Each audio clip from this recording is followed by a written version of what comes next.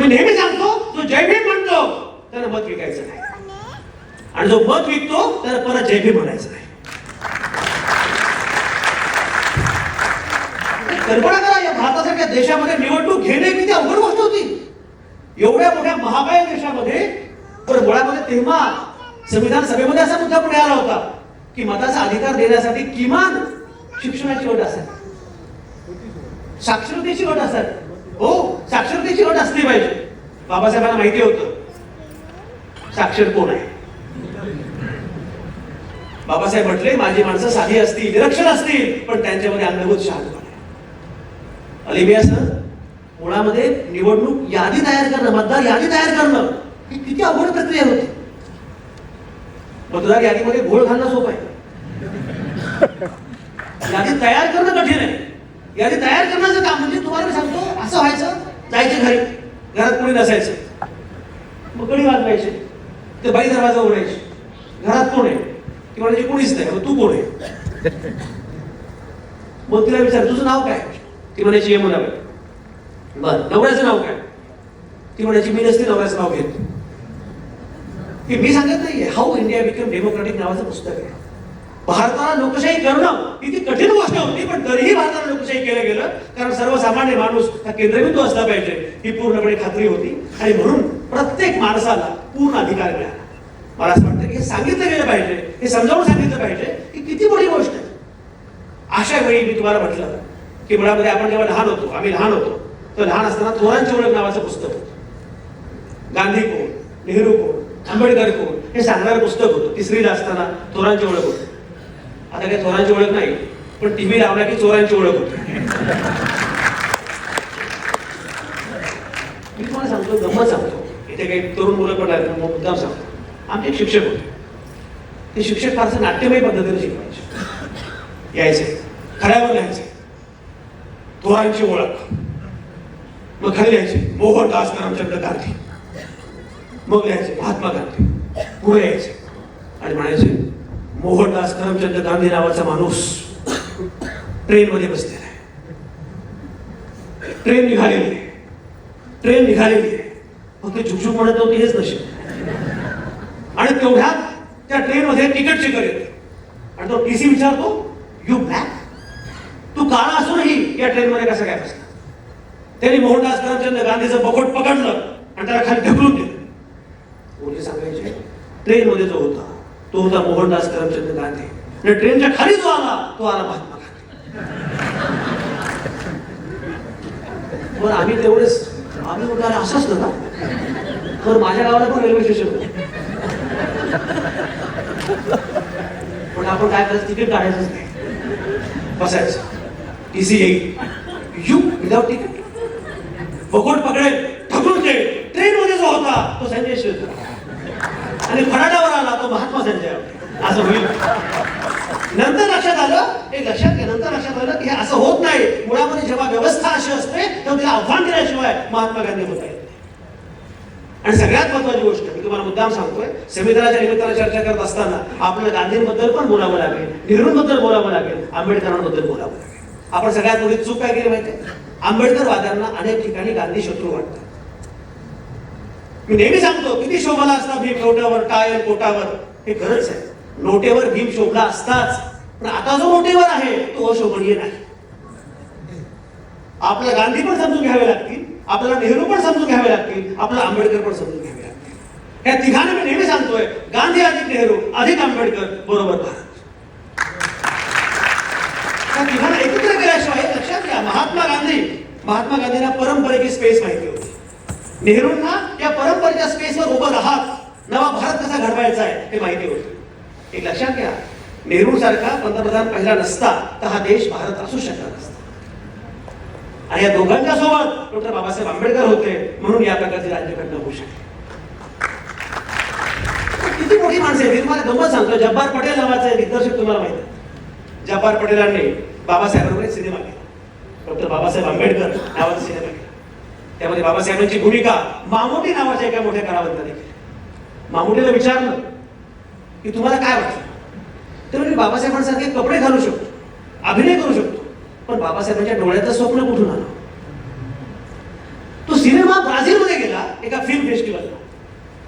Film फेस्टिवलला गेल्यानंतर तो cinema Marathi, Hindi, English या सगळ्या भाषांमध्ये होता, सबटायटल्स सगळ्या भाषांमध्ये. पण ते ब्राझीलमध्ये एका चित्रपट समीक्षक बाईंना कुठलीच भाषा कळत नव्हती, पण तिला सिनेमा कळाला काहीतरी. झाला सिनेमा, ती बाहेर आली आणि बाहेर आल्यानंतर ती म्हटली जब्बार पटेलांना, तुम्ही दिग्दर्शक आहात? ते म्हणे हो. तुम्ही फारच भारी सिनेमा केला हो म्हणे, आणि तुमची व्यक्तिरेखा केली ना, तुमची कल्पनाशक्ती अफाट आहे, तुम्ही कल्पनेनं एवढं मोठं पात्र उभं केलंय. जब्बार म्हटले बाई कल्पना नाहीये, या नावाचा या प्रकारचा हाडामांसाचा माणूस आमच्या देशामध्ये जन्मला, त्याला अंगारा नावा जन्म दिला.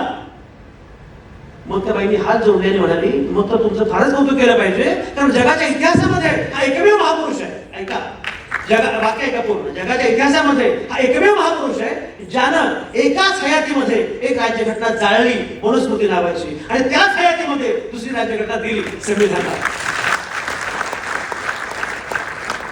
एकाच हयातीमध्ये हे घडणं सोपं नसतं. म्हणजे अभिजित मार्टिन लुथर किंग म्हणाला, आय हॅव अ ड्रीम, आणि त्यानंतर बराक ओबामा म्हणाले, येस वी कॅन. पिढ्या जातात. एकाच हयातीमध्ये उड्या पुऱ्या 65 वर्षांच्या आयुष्यामध्ये डॉक्टर बाबासाहेब आंबेडकरांनी मनुस्मृतीचं दहन केलं आणि भारतीय संविधान तयार केलं. हा वारसा आपल्याला नव्या पिढ्यांपर्यंत पोहोचवला पाहिजे आणि सांगितलं पाहिजे की हा खरा भारत आहे. तुम्ही कल्पना करा, एवढी मोठी लोकसंख्या. मध्यंतरी मी इस्रायलला गेलो होतो, आणि इस्रायलला गेल्यानंतर ते तेल अवीव नावाचं फार छान शहर आहे. त्या शहराची छान सगळी एकदम रस्ते चांगले, पाणी सगळं छान. त्या महापौरांनी पत्रकार परिषद घेतली. आम्ही त्या पत्रकार परिषदेला गेल्यानंतर मी खूप प्रश्न विचारले. त्यांनी मला जर बाजूला घेतलं, तुम्ही खूप प्रश्न विचारताय, तुम्ही कुठनं आला? म्हटलं भारतातून आलो. म्हणजे भारतातून कुठून आला? म्हटलं मुंबईतून आलो. तुम्हाला कौतुक काय आमच्या शहराचं? म्हटलं तुमचं शहर फारच छान आहे, आम्ही शिकलं पाहिजे. पण तुम्हाला कल्पना आहे ते अवीव शहराची लोकसंख्या किती आहे? म्हणजे किती? म्हणजे 4.5 लाख. तुम्हाला कल्पना आहे इस्रायल देशाची लोकसंख्या किती आहे? म्हणजे किती? म्हणजे 80 लाख. म्हणजे आम्हाला प्रश्न पडतो, तुम्ही लोक 2 कोटीची मुंबई कशी सांभाळता? आणि त्याच्यानंतर मी गुगलवर गेलो. दत्तात्रय कांबळे सर, आता गुगल हा गुरु आहे, तर काही दिवसांनी गुरु पौर्णिमा बंद होईल आणि गुगल पौर्णिमा सुरू होईल. गुगलवर गेल्यावर माझ्या लक्षात आलं की लोकसंख्येचा विचार करता महाराष्ट्र हा जगातला 10व्या क्रमांकाचा देश आहे. एवढी मोठी लोकसंख्या या देशाच्या, एवढा भाग आहे, आणि मगाशी म्हटल्याप्रमाणे एवढे धर्म, एवढे पंथ, एवढं सगळं असं असून सुद्धा ते झेपावला कसा, असा प्रश्न अनेकांना पडतो. हा राष्ट्रवाद काय आहे भारताचा, हे नीट पण लक्षात आलं पाहिजे. हा राष्ट्रवाद समजल्याशिवाय आपल्याला पुढे जाता येणार नाही. मला असं वाटतं की नव्या पिढ्यांपर्यंत हा राष्ट्रवाद पोहोचवणं, नव्या पिढ्यांपर्यंत संविधान पोहोचवणं हे अत्यंत महत्वाचं आहे. स्वातंत्र्य, समता, बंधुताही पण मूल्य नाही. मगाशी अश्विनी फार चांगला उल्लेख केला.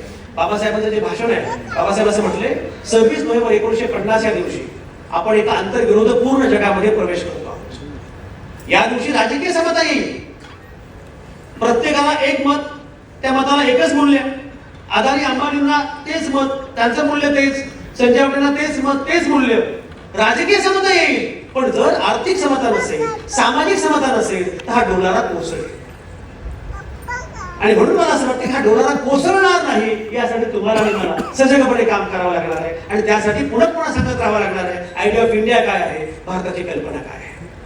मला खूप आनंद आहे, मगाशी म्हटल्याप्रमाणे रत्नागिरी सारख्या फार महत्त्वाच्या शहरांमध्ये, हे ऐतिहासिक शहर आहे, निसर्गरम्य शहर आहे, पण अलीकडच्या कालावधीमध्ये हे शहर कुठे गेलंय, कुठं चाललंय, आपला वारसा विसरलाय.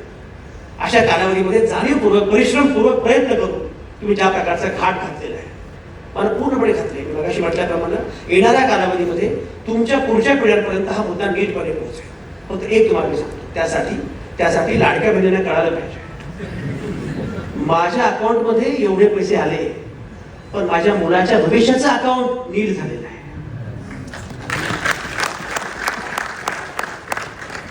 मध्यंतरी महाराष्ट्रामध्ये जो महापूर आला, तो महापूर कशामुळे आला? नद्या संपल्या, पाऊस फार नव्हता, पण नदीचं पात्र संपलं. काय होतं? मी लंडनमध्ये गेलो होतो. लंडनमध्ये थेम्स नावाची नदी आहे, इतकी सुंदर खळाळती नदी आहे. मी त्यांना विचारलं, तुम्ही थेम्स नदी एवढी चांगली कशी काय ठेवली? पण ते कारण आम्ही थेम्सला आई मानत नाही, नदी मानतो. पण तुम्ही अत्यंत ढोंगी लोक आहात. नदी आई आहे, पण शाळेची अवस्था काय आहे, नद्यांची अवस्था काय आहे, सगळीकडे आमच्याकडे इंद्रायणी, पवना, मुळा, मुठा, काय अवस्था. उद्याच्या पिढ्यांना म्हणजे पुण्यामध्ये लोक सांगतात की आता 100 वर्षांची तजवीज आम्ही केली आहे, फार्महाऊस घेतलं, सगळं घेतलं. अरे पण तुझ्या मुलांना, नातवंडांना पाणी मिळणार नाही. आज दिल्लीची अवस्था अशी आहे, पुतीन आता दिल्लीमध्ये आहे. हे लक्षात घ्या, पुतीनला सुद्धा शेवटी झुकावं लागतं महात्मा गांधींसमोरच. पुतीन दिल्लीमध्ये आहे. समीक्षक असं म्हणतात, अभ्यासक असं म्हणतात की दिल्लीच्या दौऱ्यामुळे पुतीन यांचं आयुष्य 3 तासांनी कमी झालं त्या प्रदूषणामुळे. ही आपली अवस्था आहे. विकास म्हणजे काय?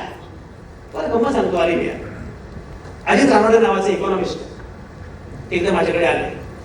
त्याला मी म्हटलं की रानडे साहेब, तुम्ही इकॉनॉमिस्ट आहात, विकास म्हणजे काय? As an economist how you define development? तर आपल्याकडे मेट्रो आणि मेट्रो म्हणजे विकास असं झालंय. म्हणजे आपल्या साहेब तुम्ही कधी फ्रान्सला गेलाय का? मी म्हटलं मी बऱ्याच देशाला गेलोय पण फ्रान्सला काही गेलो नाही. तसे सगळ्या देशांना जाऊ शकेल असं आपल्याकडे एकच माणूस आहे. तुम्ही पॅरिसला गेला, पॅरिसला गेल्यानंतर आपण काय करतो? हॉटेलमध्ये जातो, हॉटेलमध्ये चेक इन केलं, आपण आपली बॅग ठेवली की पहिलं आपलं लक्ष कुठे जातं? पाणी, मिनरल वॉटर, पाण्याची बाटली. आपण फक्त मिनरल वॉटरची बाटलीच नाही, काय मूर्ख लोक आहे. आपण रिसेप्शनला फोन करतो, मिनरल वॉटर, ती म्हणते आज जा, नळाचं पाणी प्या. आपण म्हणतो ओ, ती पण म्हणते ओ, कारण फ्रेंच मध्ये ओ म्हणजे पाणी. ते पुढंच म्हटलंय, ज्या शहरामध्ये, ज्या देशामध्ये, ज्या गावामध्ये कुठल्याही नळाचं पाणी तुम्ही डोळे झाकून पिऊ शकता त्याला विकास म्हणतात. ते पुढंच म्हटलंय, ज्या शहरामध्ये, ज्या गावामध्ये सार्वजनिक शाळेमध्ये आपल्या मुलाला ऍडमिट प्रवेश द्यावा असं श्रीमंतांना वाटतं त्याला विकास. आणि ज्या शहरामध्ये सार्वजनिक रुग्णालयामध्ये आपल्या पेशंटला ऍडमिट करावं असं श्रीमंतांना पण वाटतं त्याला विकास म्हणतात. विकासाचा केंद्रबिंदू सर्वसामान्य माणूस असला पाहिजे. आपल्याला विसर पडलाय की लंडनची गोष्ट सांगितली. लंडनमध्ये मी गेलो तर लंडनमध्ये मला मुळात रस होता तर बाबासाहेबांचं घर मला बघायचं होतं. कल्पना करा, 1920 मध्ये बाबासाहेब गेले लंडनमध्ये. या माणसाला 2 वर्षांमध्ये 4 डिग्री मिळवल्या. DSc, PhD, MSc, काय म्हणजे बॅरिस्टर. लंडनमध्ये मी गेलो होतो. गेल्यानंतर मी बघितलं एका ठिकाणी आम्ही जेवायला गेलो, तिथे एक मिल डील नावाचा प्रकार असतो. गेला असं मिल डील नावाचा प्रकार असतो की सँडविच प्लस कोक प्लस अमुक असं. ते मी आपल्या रांगेत उभा राहिलो, पैसे दिले, ऑनलाईन सँडविच घेतलं. पण ते पोलीस अधिकारी आला. तो पोलीस अधिकारी पण असा रांगेत उभा, त्याने घेतलं, त्याने खायला सुरुवात केली. माझा उच्च पोलीस अधिकारी वाटतोय वरच्या स्तरावरचा. त्याला म्हटलं सर तुमचं काय नाव काय काय करतो? तर मला कळलं की तो तिथला DCP आहे. DCP असून रांगेत उभा, रांगेवरचा PI सुद्धा पैसे देत नाही. रांगेत उभं राहणं फार पुढची गोष्ट. तो म्हटला PIS काय, ते PM जरी आला इथला तरी रांगेत उभा. त्यामुळे सगळ्यात मोठी चूक आहे अभिजित, आपण राजकीय नेत्यांना नको तेवढं महत्व दिलेलं आहे. आपण लक्षात घ्यायचं पाहिजे की राजकीय नेते, आमदार, खासदार, मंत्री कोणी का कुठल्याही पक्षाचे असो, त्यांना आपण 5 वर्षांकरता निवडून देतो म्हणजे सालगडी म्हणून आपलं काम करायचं. खरी सत्ता आपली आहे, अंतिम सत्ता आपली आहे, याचा विसर कधीही पडता कामा नये. आणि मगाशी म्हटल्याप्रमाणे जर सर्वसामान्य माणसाने ठरवलं की मला बदल करायचा आहे, मला माझा भारत तोच पाहिजे, मला माझी मुलं उद्या रस्त्यावर जातीय धार्मिक दंगलीमध्ये होरपळून मरता कामा नये. माझ्या मुलांना उद्या पिण्याचं पाणी मिळालं पाहिजे, माझ्या मुलांना शुद्ध पर्यावरण मिळालं पाहिजे, यासाठी संविधानिक मार्गाने जे जे करता येणं शक्य आहे तिथे नागरिक म्हणून करणं हे आपलं काम आहे. आणि म्हणून आज कितीही कठीण असला तरी उद्या मात्र अत्यंत आश्वासक असणार याची मला पूर्ण खात्री आहे. फक्त त्यासाठी नव्या पिढ्यांशी बोलावं लागणार आहे. एक लक्षात घ्या, सध्या जगातले सगळ्यात श्रीमंत लोक कोण आहेत? 3 लोक सगळ्यात श्रीमंत आहेत. एक ॲलन मस्क, जो चालवतो ट्विटर. दुसरा जेफ बिझोस, जो चालवतो अमेझॉन. आणि तिसरे मार्क झुकेरबर्ग, जो चालवतो फेसबुक, व्हॉट्सॲप. माध्यम ही ताकद आहे आणि माध्यम लक्षात घे, माध्यमांच्या द्वारे नव्या पिढीशी बोलत राहणं हे अत्यंत महत्वाचं आहे.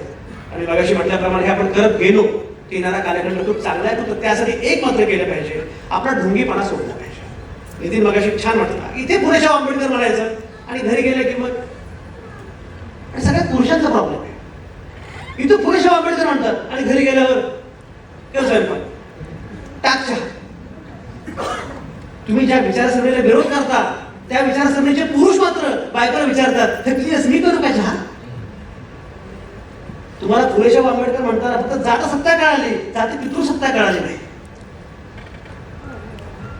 आणि म्हणून हे पण तुम्हाला कळावं लागेल की आपल्याला नक्की आपली भूमिका काय करायची आहे, आपली भूमिका काय घ्यायची आहे. ही भूमिका घेत सगळ्यांना सोबत घेत आपल्याला पुढे जायचं आहे. आणि भारताचा अर्थ काय, एक गंमत तुम्हाला मी सांगतो. ते भारत चीन सीमारेषेवर कुत्र्यांचं भांडण सुरू असतं. आम्ही त्याला कळवंड म्हणतो, तुम्ही काय म्हणता? कुत्र्याचं भांडण सुरू असतं ना बाहेर गल्लीत, त्याला काय म्हणतात तुमच्याकडे? झुंबड का? बरं काय जे असेल ते, एवढी भाषा वेगवेगळी प्रत्येकाची, हे कळवंड सुरू असतं. चीन मधला कुत्रा जो आहे तो चीन मधला कुत्रा आपला धष्टपुष्ट असतो. भारतीय कुत्रा आपला, पण चीन मधला कुत्रा फार भांडायला लागतो. भारतीय कुत्र्याचं वैशिष्ट्य काय माहिती का, तो शक्यतो बाहेर भांडण करत, घरात आल्यावर मग त्यामुळे ते म्हणत जाऊ नये कशाला बोलायचं. चीन मधल्या कुत्र्यानं फारच सुरू केलं. शेवटी एका भारतीय कुत्र्याला वाटलं की आता बोललंच पाहिजे. तो बोलला पण तोंडात तंबाखू. तेवढ्या करता तंबाखू थुंकणं काय फार बरं नाही. तेवढं जाऊ द्या, ह्याचं बोलणं होऊ द्या. पण फारच झालं तर तंबाखू थुंकलीच म्हणा, आता बोललंच पाहिजे. चीनमध्ये रस्ते आहेत, चीनमध्ये अमुक आहे, चीनमध्ये विकास आहे, सगळं झाल्यावर तो म्हटलं चीनमध्ये एवढं सगळं आहे तर तू चीन सोडून इथे कशाला आला? तो म्हटलं काय, चीनमध्ये सगळं मिळतं पण चीनमध्ये भुंकता येत नाही. हा भुंकण्याचा अधिकार हा आपला सगळ्यात महत्वाचा अधिकार आहे, तो कधीही गमावता कामा नये.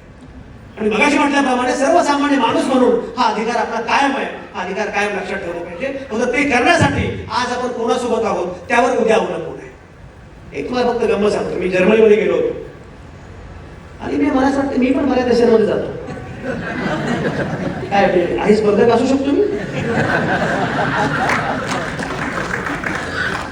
जर्मनीमध्ये गेलो आणि जर्मनीमध्ये गेल्यानंतर एक मला मित्र भेटला आणि त्या मित्र मला म्हटला जरा घरी जा, पण कुणीतरी बाहेरच्या जर कुणीतरी घरी बोलवते. हे पुणेकरांना पण आपण बसतं. पुणेकरांचे कुणाला घरी बोलवत नाही. सुकेकरांनी मला निमंत्रण देऊन रद्द केलं परत, आणि पुढचे पुणेकर आहेत. तेवढं घरी बोलवते म्हणजे घरी गेलो मित्र हे सगळे फोटो लावले होते. याचा फोटो त्याचा फोटो. काय तर बेसिकली जर्मनीतल्या माणसांना आपल्या रूट्सचं फार कौतुक आहे. म्हणजे माझे आजोबा कोण होते, माझे खापर पडजोबा कोण होते, जेव्हा इथे शिवाजी महाराज होते तेव्हा संजय राऊतांचे पूर्वज काय करत होते, हे सगळं त्यांना फार असते. आपल्याकडे आपल्याला खापर पडजोबाचा जन्म फार तर माहिती असतो, त्यानंतर डायरेक्ट प्रभू रामचंद्राचाच माहिती असतो, मध्ये कोणाचा नसतो. सगळे फोटो होते, एक मात्र फ्रेम रिकामी होती. म्हटलं ही फ्रेम रिकामी ते फोटो का नाही. म्हटलं बाळा तू हे फोटो इथे का नाही लावतो, मिळालं नाही का, त्याचं नाव घेऊ नकोस म्हणे. म्हटलं काय, तो हिटलर सोबत होता. मी तुम्हाला आव्हान करतोय, जर आज हिटलर सोबत असाल तर उद्या तुमच्याच घरामध्ये तुमचा फोटो सुद्धा असणार नाही. म्हणून आज आपण कोणासोबत आहोत याचा फैसला करण्याची वेळ आली. हा देश गांधींचा की गांधींचा खून करणाऱ्यांचा हा फैसला करावा लागणार आहे. हा देश बुद्धांचा की हा देश निर्बुद्धांचा हा फैसला करण्याची वेळ आली आहे. आणि हा फैसला करताना आपण कुठल्या बाजूने उभं राहायचं हे लक्षात घ्या. गांधींबद्दल मी मागे सांगितलं. याचा एका प्रदेशामध्ये गेलो होतो, माझं भाषण होतं आणि अश्विन त्याप्रमाणे परिचय करून दिला, त्यानं माझा परिचय करून दिला. पण माझी पुस्तकं सगळी मराठीत, त्यामुळे काही उपयोग नव्हता. तेवढंच म्हटले फक्त सुद्धा संजय आवटे अशा देशातून आलेले आहेत ज्याने गांधीला जन्म दिला. मला फार छान वाटलं. नंतर मी विचार केला, संजय आवटे त्या देशातून आलेले आहेत ज्यांनी गांधीला जन्म दिला, पण संजय आवटे काही देशातून आलेले आहेत ज्यांनी गांधींचा खून केला. आपला देश कुठला हे ठरवण्याची वेळ आलेली आहे. आणि ठरवायचं असेल तर मगाशी म्हटल्याप्रमाणे ढोंगीपणा सोडला पाहिजे, दांभिकपणा सोडला पाहिजे आणि खरंच जय भीम म्हणताना आपली जबाबदारी काय ते ओळखलं पाहिजे. ते केलं. येणारा काळ फार छान आहे. दाभोलकर ज्याप्रमाणे म्हटले ते सांगतो. टागोरांची कविता आहे, सूर्य चालला होता अस्ताला आणि अस्ताला चाललेल्या सूर्याला असं वाटलं की माझ्या पश्चात प्रकाश कोणते, तर कोणीच नाही पुढा. चंद्र पुढे नाही आला, कोणीच पुढे नाही आला. सगळे म्हटले की बाबा तू तर काय, आम्ही परप्रकाशित आहोत. सूर्याची पडती पुढे, ती पडती म्हटली सूर्यदेवा तुझा प्रकाश मोठा, तुझी व्याप्ती मोठी, तुझ्या एवढं शक्य नाही. पण आज एवढं आश्वासन, ज्या ठिकाणी मी असेल तिथे अंधार करणार नाही. आज तुमच्या माझ्यापैकी प्रत्येकाला हे काम करायचं आहे आणि आपल्या हातामध्ये संविधान आहे. सुरेश भटांची आवडती गझल, हे असे आहे तरी पण हे असे असणार नाही, दिवस आमचा येत आहे तो घरी बसणार नाही. हे खरे की आज त्यांनी घेतले सारेच हे आणि खोके सुद्धा, पण उद्या त्यांच्या चितेवर एकही रडणार नाही. कवी म्हणतो बांधती जे रोज भिंती, सांगती ते धर्म जाते, पण उद्याचा सूर्य काय त्यामुळे फसणार नाही. आणि कवी पुढे असं म्हणतो, छान झाले दांभिकांची पंढरी उद्ध्वस्त झाली, यापुढे वाचाळ देते एकही निघणार नाही. आणि समारोप करताना आजचे आमचे पराभव पचवितो आम्ही उद्यास्त, विजय तो कसला उरावर जखम जो करणार नाही. हे असे आहे तरी हे असे असणार नाही, दिवस आमचा येत आहे तो घरी बसणार नाही. एक लक्षात घ्या, तो दिवस आपोआप येणार नाही, त्यासाठी आपल्याला पण 4 पावलं पुढे जावं लागणार आहे. दत्तात्रय कांबळे मी तुम्हाला सांगतो, तुम्ही सुरुवात केली आहे आणि तुमच्यासोबत टीम आहे. एकटा होतो कुठे मी, एकटा आहे कुठे मी, फौज ही राबणाऱ्यांची उभी झुंजार आहे. ही झुंजार फौज तुमच्यासोबत आहे. मला पूर्णपणे खात्री आहे येणाऱ्या कालावधीमध्ये हे काम खूप वाढेल, खूप महत्वाचं काम होईल आणि हीच माणसं निश्चितपणे बदल घडवतील. कारण हे असे आहे तरी पण हे असे असणार नाही, दिवस आमचा येत आहे तो घरी बसणार नाही. त्या दिशेनं तुम्ही चाललेले आहातच, तुमच्यासोबत मी पण आहे एवढं सांगण्यासाठी आज इथं आवर्जून आलो. जय हिंद, जय भीम.